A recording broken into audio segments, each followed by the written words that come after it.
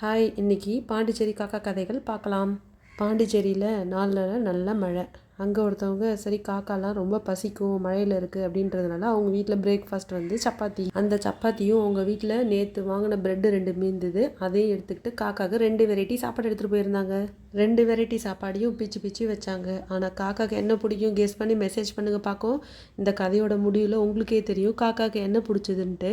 காக்காங்களாம் ரொம்ப சந்தோஷமாக சாப்பிட்டுட்டு பறந்து போயிடுச்சுங்க. இது கூட சில டிப்ஸு பார்க்கலாம். காக்காவுக்கு எப்பயும் சாப்பாடு வைக்கலாம். வீட்டு பின்புறம் தான் வைக்கணும், முன்புறத்தில் வைக்கக்கூடாது. அமாவாசை அன்னைக்கு தினத்துக்கு நம்ம சாப்பிட்றதுக்கு முன்னாடி காக்காவுக்கு உணவு அளிச்சிட்டு சாப்பிட்டா நம்ம முன்னோர்களோட ஆசீர்வாதம் கிடைக்கும்.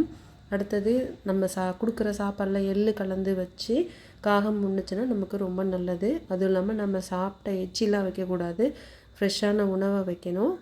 அதுக்கப்புறம் நான் சொன்னேன் இல்லையா, காக்கா கதை முடியல, ப்ரெட்டை அது விரும்பலை.